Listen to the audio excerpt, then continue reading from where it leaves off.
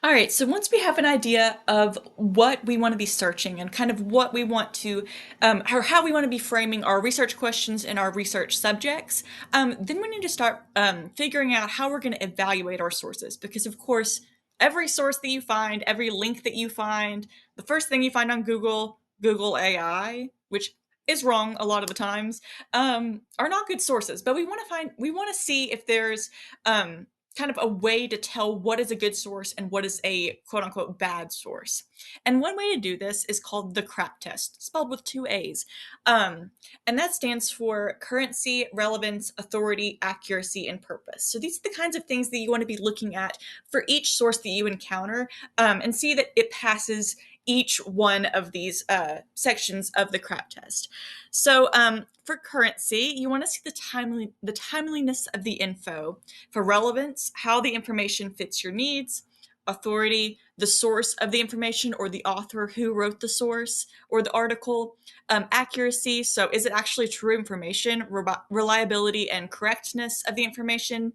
And then purpose, so why was this article published? Why was this citation or this link actually created? So the reason the information exists are all things that we want to be looking at when evaluating what is a good source and what is a bad source for a specific argumentation academic college level paper.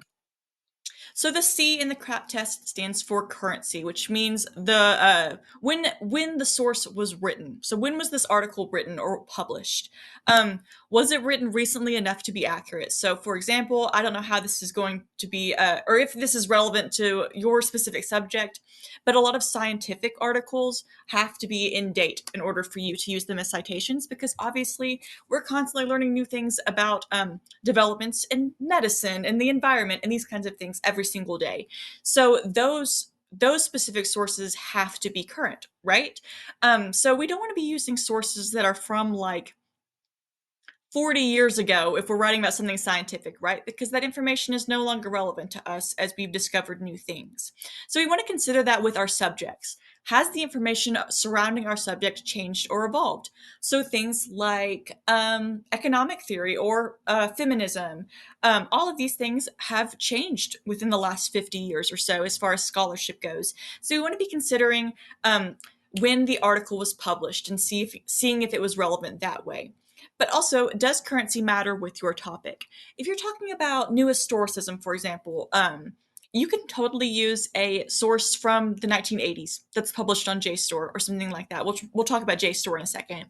Um, so you want to consider with your topic, does currency actually matter within it? So does the date in which it was published, in which the author wrote it, matter to your topic? And if so, you want to be considering that when choosing your source.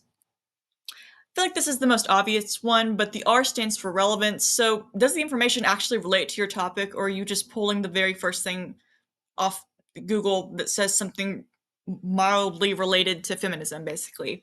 And that's where your questions that you came up with for forming research questions comes in handy, because if does your information actually answer or relate to the questions that you asked, or is it just something random?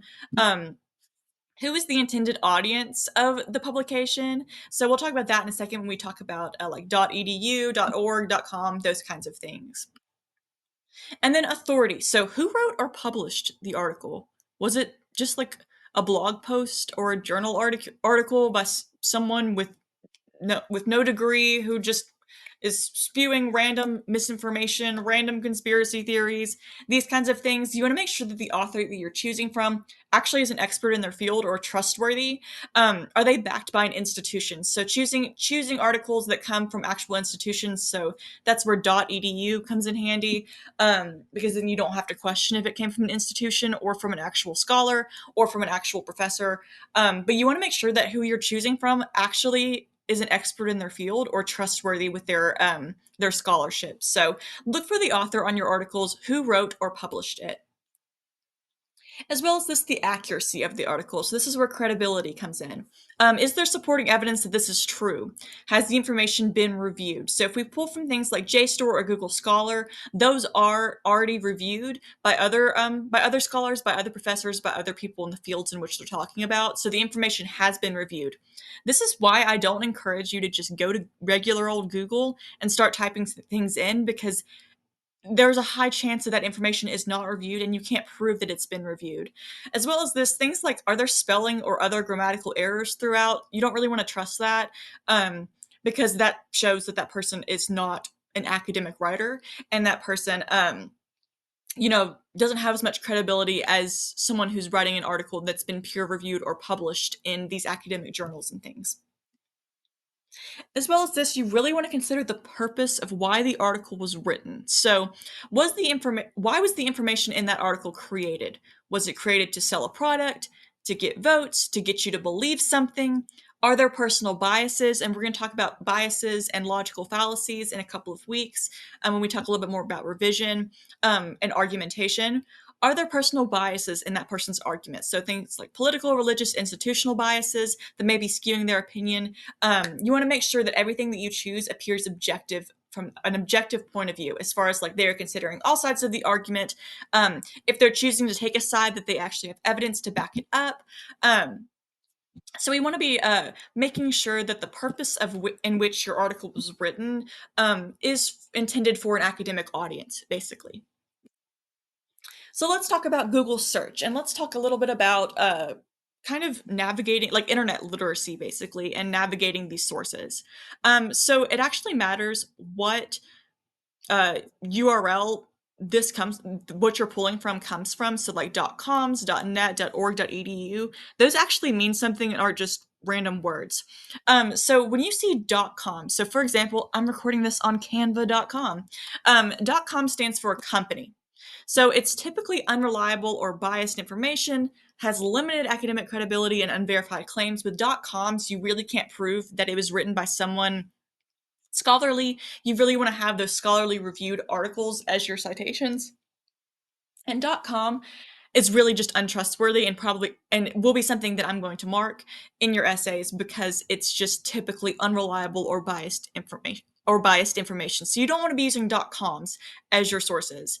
And I've kind of listed this as like from quote worst to best. So .com is the worst. .net gets a little bit better. It just stands for network. Usually it's unchecked information, also kind of unreliable information. It might be skewed or biased to sell you specific ideas, viewpoints, or products. So don't really want to be using .net. .net and .com kind of go hand in hand here as well. Um, .org gets a little bit better, because you might think that .org is just as reliable, or more reliable at least, than .com, but that's not necessarily the case. I feel like a lot of students think when they see .org, oh, that's not .com, so therefore it must be a more reliable source. But that's not necessarily the case. So .org stands for organization, and organizations nearly always have specific agendas or biases associated with their organization's mission or goals. So 90% of the time, a .org site is going to be a goal-oriented site to get you to believe something or to sell you something, or those kinds of things. So that doesn't necessarily mean that .org is wrong to use, but you just want to be considering the CRAP test with this for authority, accuracy, purpose, relevancy, all of those things when using a .org site because of this. .edu is, of course, education. Definitely your safest bet. Usually evaluated and credible sources. Those are coming from universities, from academically backed scholars. So .edus are totally fine to use, at least, in theory. You want to make sure that it actually is relevant and works for your topic. But .edu is the safest bet, coming from, .com, .net, or .org. And I kind of want to go over these specific things right here. So pulling from news sites. So news sites like CNN or Fox News are very sensational news sites that tend to skew one way or the other. And both have been sued in the past for defamation, which means that they're publishing information that is biased or unchecked, or to push a certain agenda. So you don't want to be pulling from these two sites either. As well as this is just an example for the .org. Something like PETA is going to have sensationalization over nuanced discussion, so it's going to be a lot of fear tactics to get you to believe something. And we'll talk a little bit more about that when we get to logical fallacies, but that's just an example of a .org or organization where its website will have a specific agenda or bias associated with their organization's mission or goals. And then, of course, this is the most obvious one, I feel like you've been told this if you've ever had to research for a class, don't use Wikipedia, just because anyone can contribute and edit and change it. So you just really can't prove that the information is correct. Sometimes it is, but you just can't prove that it actually is correct. So you don't want to be pulling from Wikipedia as a source either.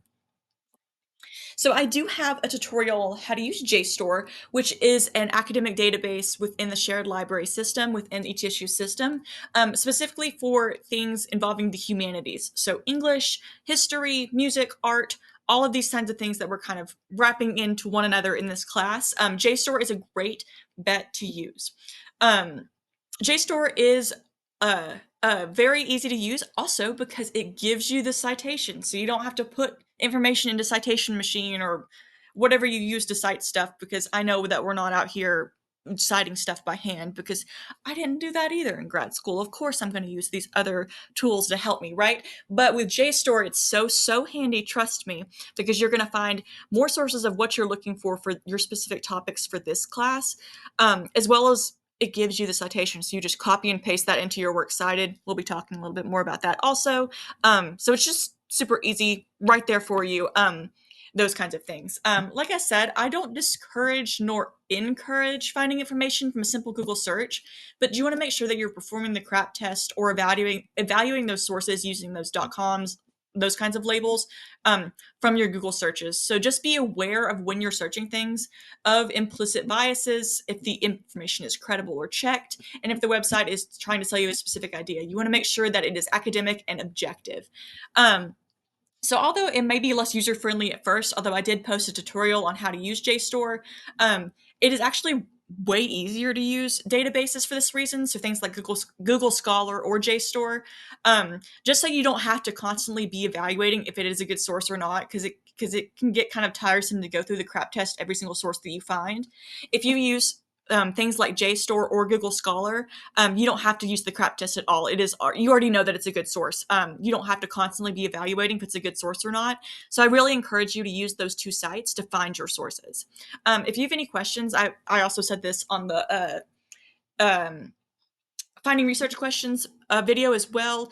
But please know that there are also resources out there to help you on the shared library website. There are research assistants there to help you directly through shared library to help you find sources and research for your topic in ways that maybe I won't be as knowledgeable about, as far as, updates and what new information there is out there and those kinds of things. So I definitely recommend reaching out also if you're having like some serious trouble finding good sources, or sources relevant or related to your argument, to reach out to them also as a means of help. But as always, I'm just an email away.